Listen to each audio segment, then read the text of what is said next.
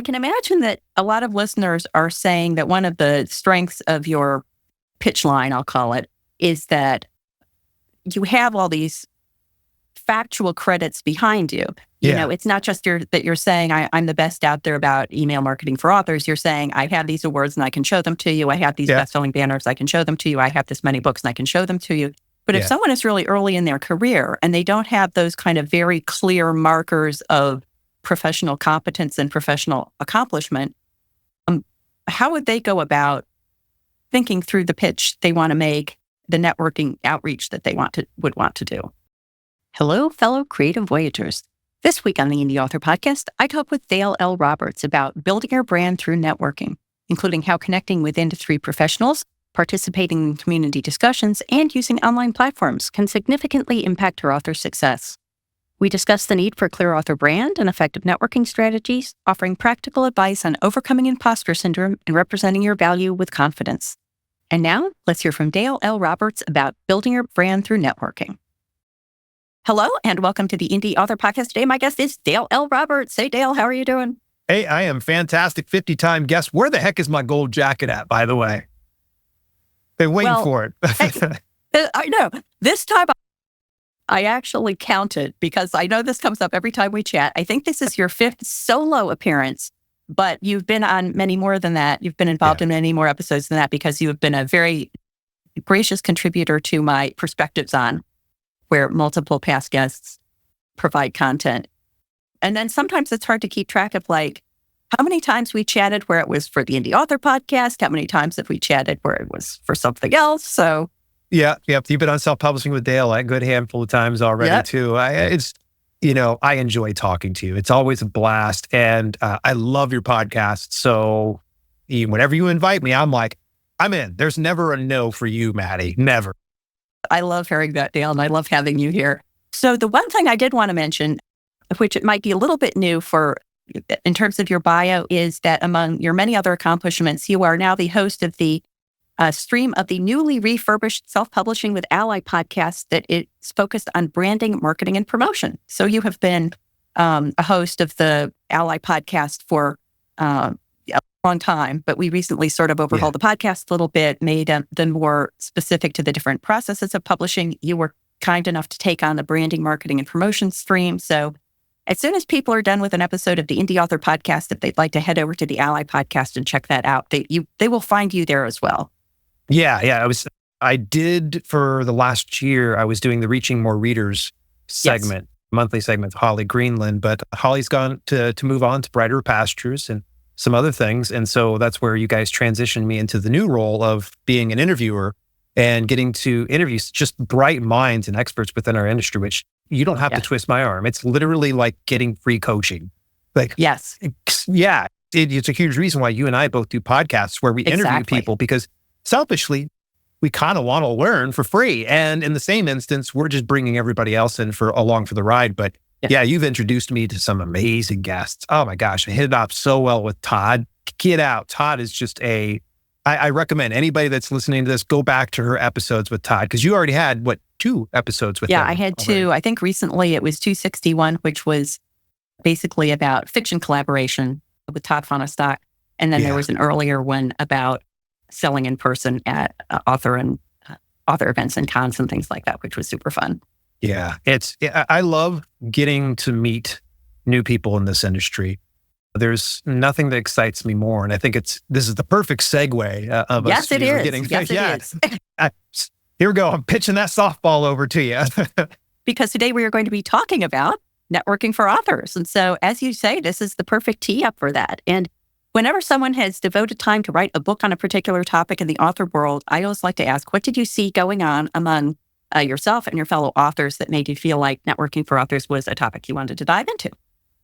There have been so many instances that people have either seen me in interviews or watched my YouTube videos or listened to my podcast where they say, Dale, it must be nice because you have a large YouTube following. It must be nice because you have contacts within the industry. But I've been in this business for over a decade, and none of this would have been possible if I did it on my own.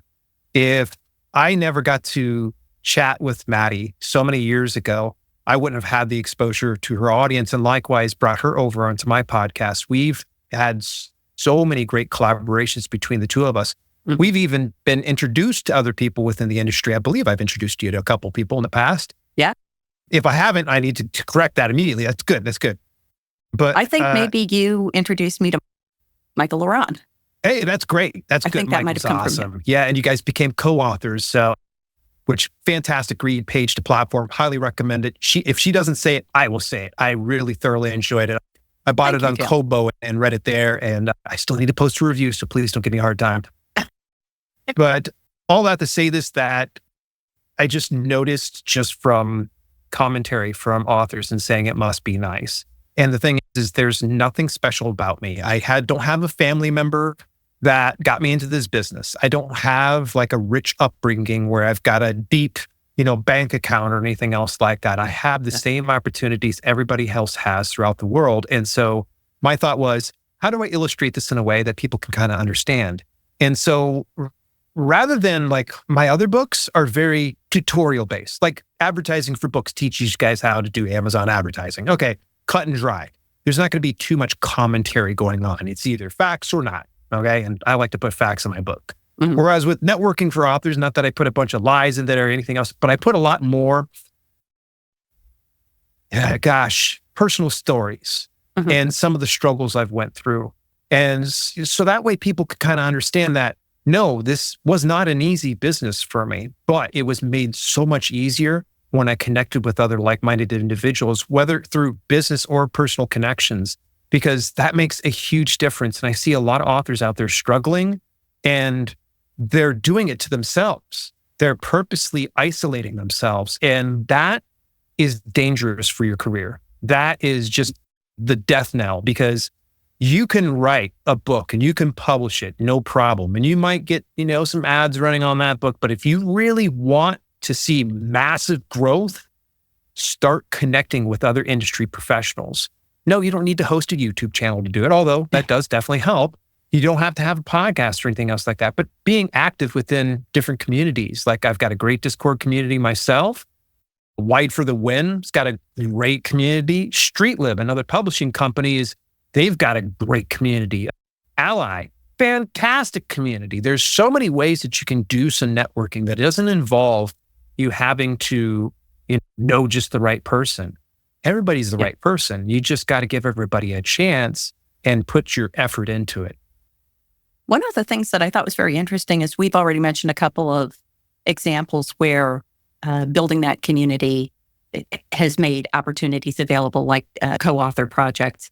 But one of the things that you talk about is building an author brand through networking. So can you talk a little bit about building the brand versus identifying the professional opportunities?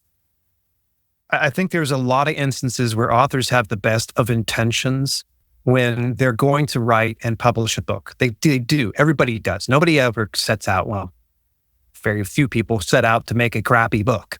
They're not going, hey, I'm just going to go ahead and write some garbage and just push it out into the market. No, people are putting their heart and soul into it. But unfortunately, there are a lot of instances where if that is not dialed in just right, that people can identify who you are and what you represent, what your message is, then all's going to be lost. And so this is where I believe that author branding is absolutely critical. It's knowing who you are and what your message is and what you deliver. Know your value to the world.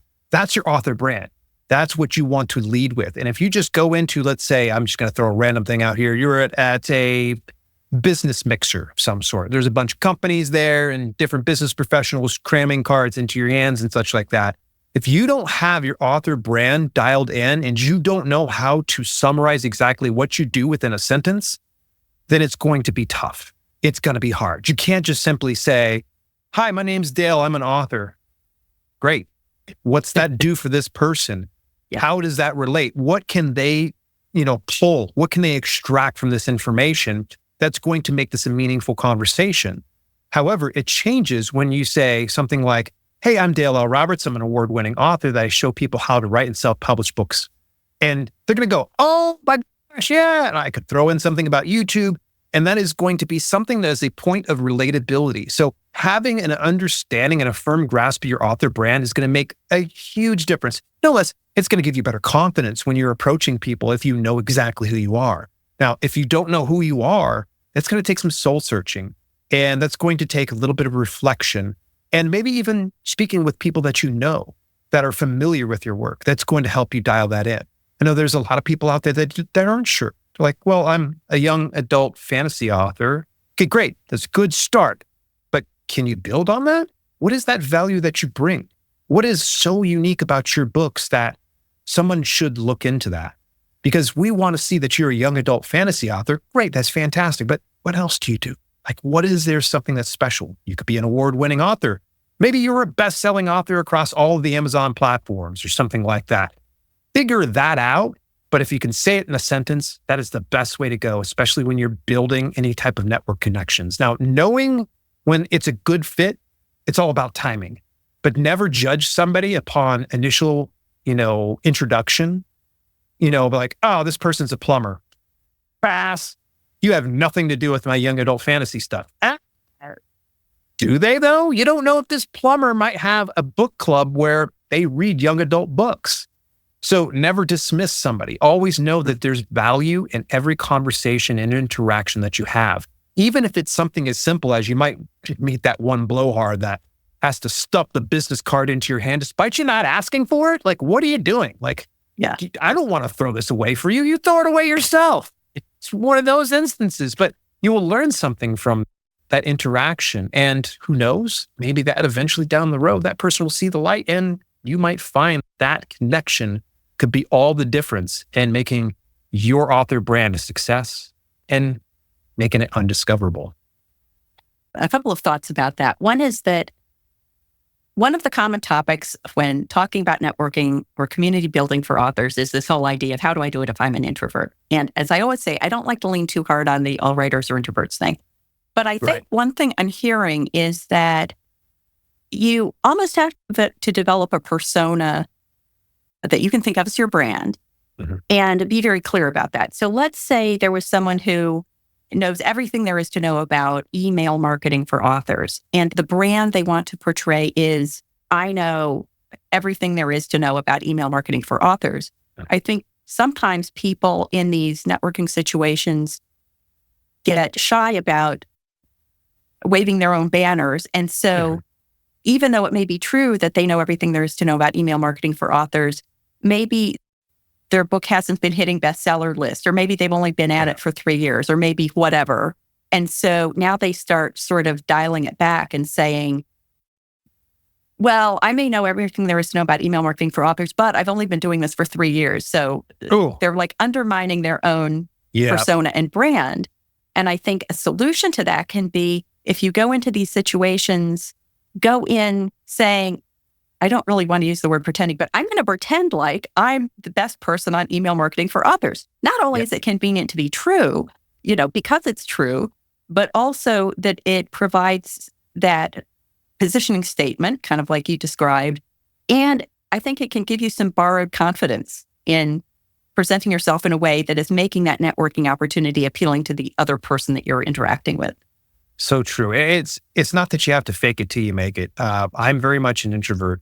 And a lot of people are always shocked when they hear that. They're like, oh my gosh, you seem like you're very much an extrovert. And, in some instances, I will appear that way. But in every instance, I'm struggling with those same things. It's called imposter syndrome. And you kind of think of yourself less than. There's that bad ego part of you saying like, I am not that good. I am not that great. But if you can remove yourself from the situation for just a second and think in a third person perspective, I want to introduce you to somebody. Her name's Matty Dalrymple. She is a fantastic author and a podcast host. She's interviewed 250 plus guests in the writing and publishing industry. She's probably one of the best people you're going to be able to get to know. Here she is. Okay. Now, think of that in the same regard. Like, how can you be the best hype man or hype woman or hype person, however you want to say it, for you? Yes. Step back for just a second and think about introducing someone that's not you. You can probably even just do this as an exercise for yourself. Introduce a friend of yours to somebody else. You could just even role play it if you want to. and feel how natural that is because you're confident in who the person is and what they know, what they bring to the table. Now you have to apply it to yourself. And it's going to feel a little icky at first because you're like, oh gosh, I don't seem very humble. Oh my Lord. Yeah, of course. You should definitely be modest if you can. Like, I'm not going to go into a conversation unless it's necessary going, I'm a 34-time award-winning author that has international best-selling status across all Amazon territories throughout the world. Like, what are you doing? Like, it's a little too thick. You got to kind of know where to kind of draw the line. But if I just say something as simple as I'm an award-winning and best-selling author who has a prolific backlog of books about writing and self-publishing and fitness. Hey, super simple, right? Yeah. So, and a lot of people might be listening to this and go, oh man, Dale said it smoothly. It's because I've done this so many times. I've had so much practice. I've been on camera so many times. It's going to take practice. You're going to get awkward. Now, I'm going to tell you, from time to time, it does get kind of awkward. It's not perfect every single time. In fact, actually, I was meeting, Written Word Media, right? Mm-hmm. The founder, Farrell Vernon. Farrell is a fantastic guy. We met up at 20 Books Vegas a couple of years ago, and that's when I crossed paths with Farrell. And I was so curious about his business because I'd heard about Written Word Media, and we're just jib-jabbing. And one of my friends came over and was just like, hey, did you share with them about your YouTube channel? I was like, wait, we're talking about this. She's like, oh, no, you got it. I'm like, dang it. And I of course, felt real awkward at that point because she called me on not introducing myself properly. And finally, when I did introduce, it was funny. I think that Farrell and I just hit it off from that point on. It was just like, oh my gosh, you got a YouTube channel. It's fantastic. You teach people how to write and publish. It's great. And then there was this beautiful connection. But I will tell you that initially it was awkward because I didn't spend the time to introduce myself. But, no harm came. Nobody died in the process. I learned from a mistake and now I just continue to move forward. So just understand that I might sound like I'm doing it really good, but I'm not perfect every single time. And there are some times when my anxiety of being around a large group of people will get the best of me. And so I will force myself and go, Dale, do your best and I'll treat you to ice cream later on. So I'm kind of like, oh, ice cream, that's it. All I got to do is just be more active, talk with people and try to connect with them on a more visceral basis. I can imagine that a lot of listeners are saying that one of the strengths of your pitch line, I'll call it, is that you have all these factual credits behind you. It's not just that you're saying, I'm the best out there about email marketing for authors. You're saying, I have these awards and I can show them to you. I have these best-selling banners, I can show them to you. I have this many books and I can show them to you. But if someone is really early in their career and they don't have those kind of very clear markers of professional competence and professional accomplishment, how would they go about thinking through the pitch they want to make, the networking outreach that they would want to do? What's the one unique thing that you bring to the table as an author? Everybody has something unique about them. And if you don't think so, what are you in this business for? Like, you have something truly unique about you, how you write, how you process things. What's unique about your fiction work versus the other fiction work? I'm sure there's some differentiating factor, and it's identifying that differentiating factor that makes all the difference. Mm-hmm. So let's strip away my award-winning status. Let's strip away my best-selling status. What I would probably come back to is just very simple of, I teach authors how to write and publish books that sell. That actually used to be my original pitch line was, I'm on YouTube and I teach people how to write and publish books that sell. It was dead simple, but I was able to pretty that up because now I got awards I won, I got best-selling status, and I will sometimes change that pitch line from time to time. I will make it different based on the conversation I'm having. If it's like a round table of people making introductions, I'm not going to go deep. But if it's a one-on-one conversation, oh yeah, you're darn straight. I'll probably go a little deeper, but not too much, because my main point isn't to try to get myself over, more so of understanding what this other person is, who they are, what is it that they're all about. Because when you can show that you really care, that's when people are going to go, oh, okay, this person's not full of dog. I'm trying to keep things family friendly here for you. Thank you.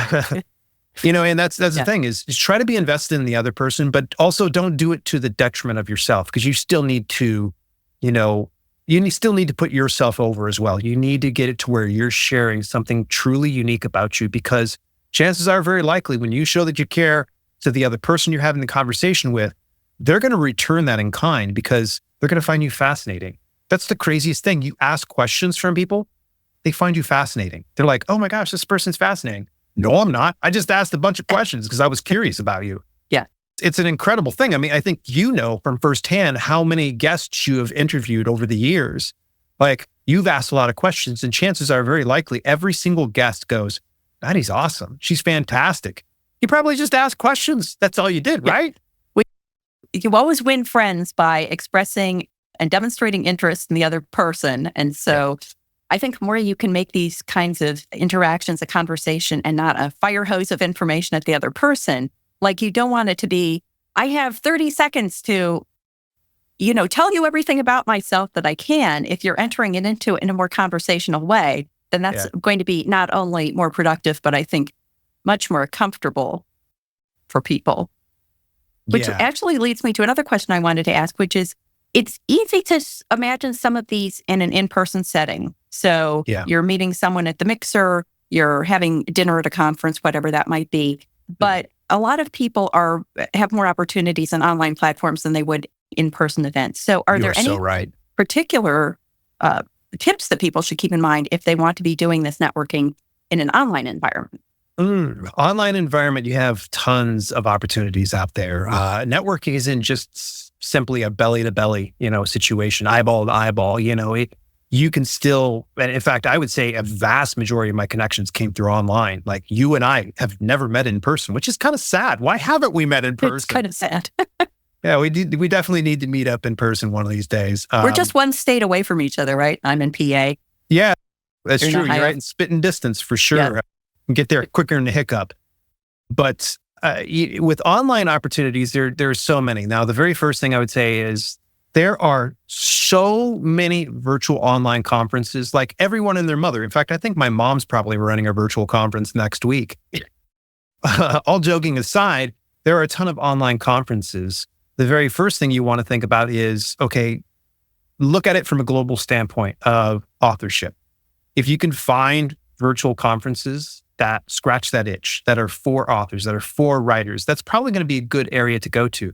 But you can also get very niche. So for instance, I'm a horror writer. So it might make more sense for me to attend more online conferences that are geared towards horror writers, because then I can start to connect with other individuals through these virtual conferences. Now, you're probably saying, but Dale, they're usually these online conferences, it's a bunch of talking heads, blah, blah, blah, and you never really get a chance to be on screen. That's true.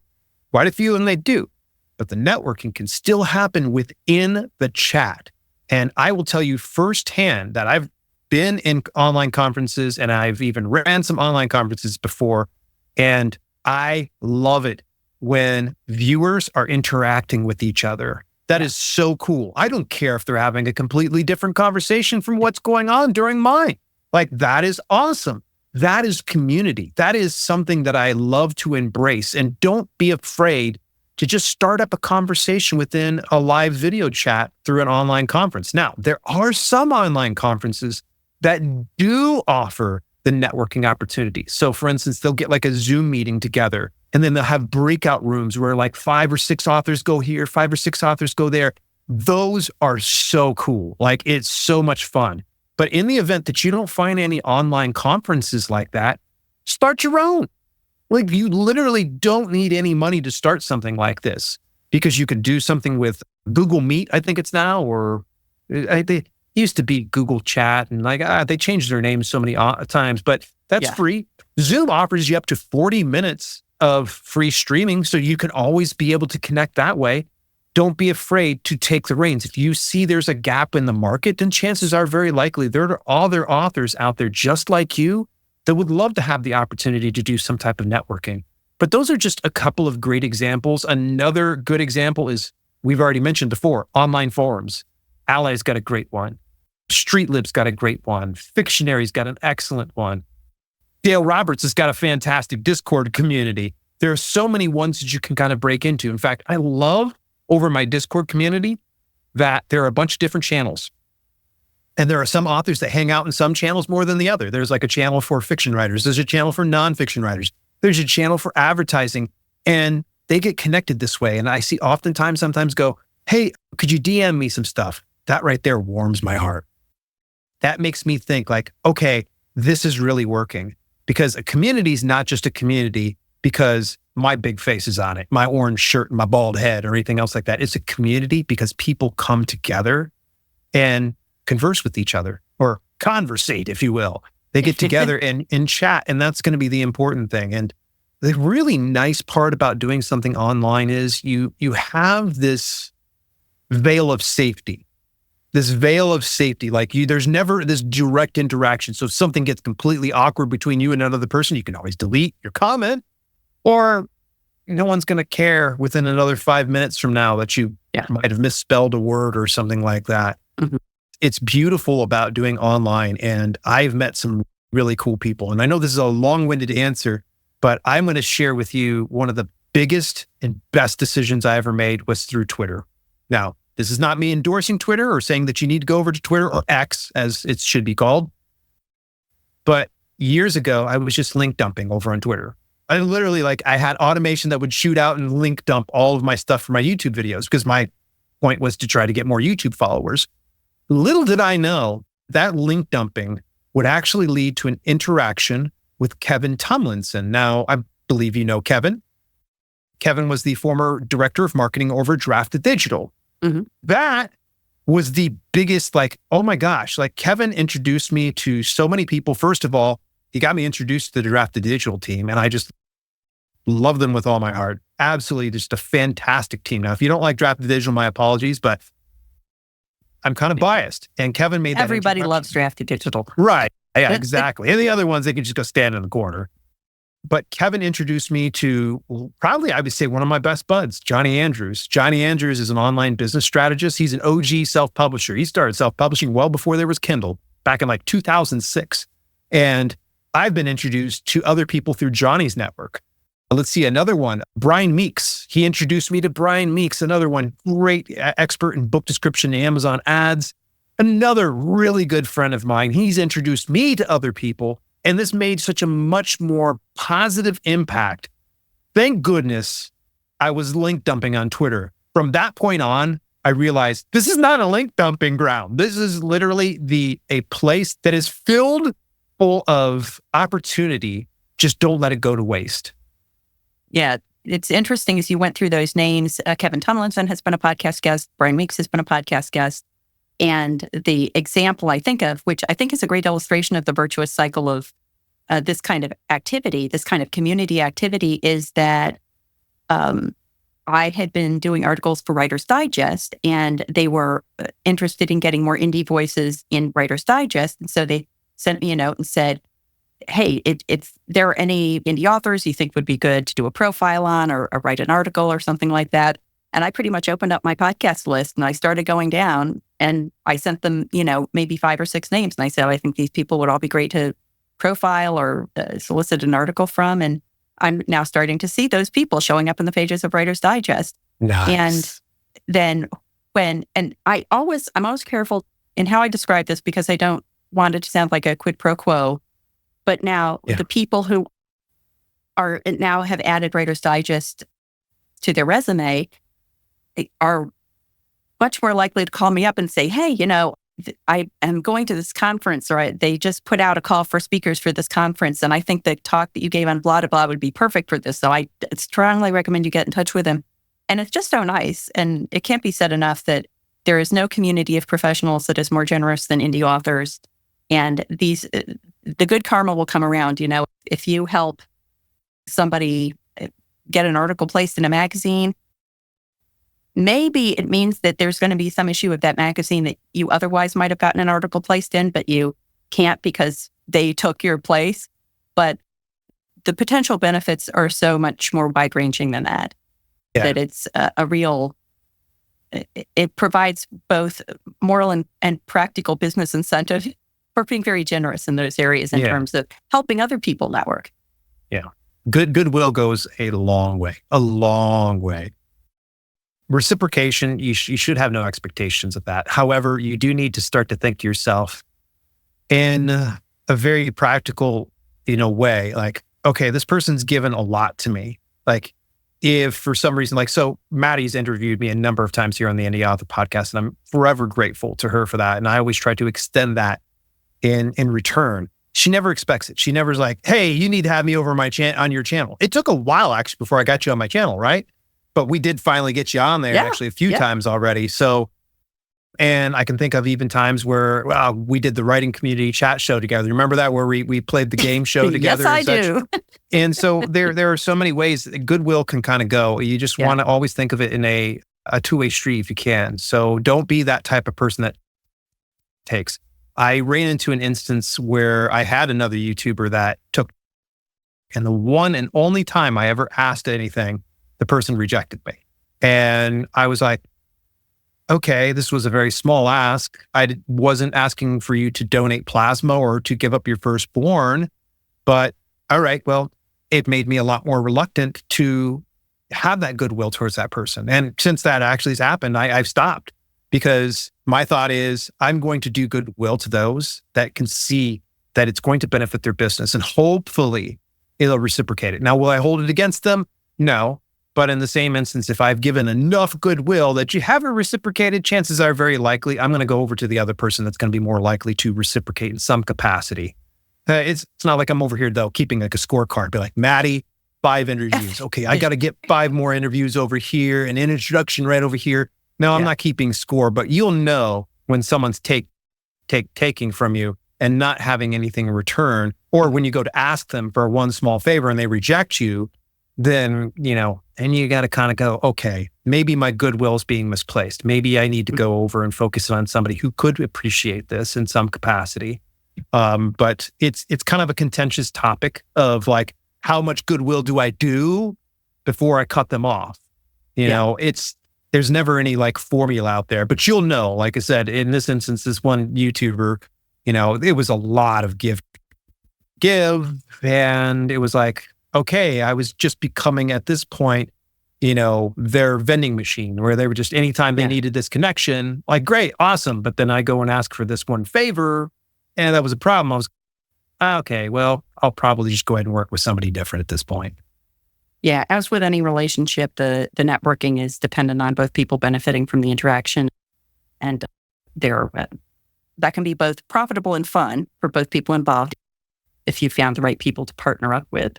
So true. Dale, I know that you have to hop off and get on a call with another of our colleagues. And so I want to give you an opportunity, now that you've piqued people's curiosity about networking for authors, just let everyone know where they can go to find out more about the book that you have written on this topic. Yes. You want to go check out Networking for Authors? You can get that at dalelinks.com/networking.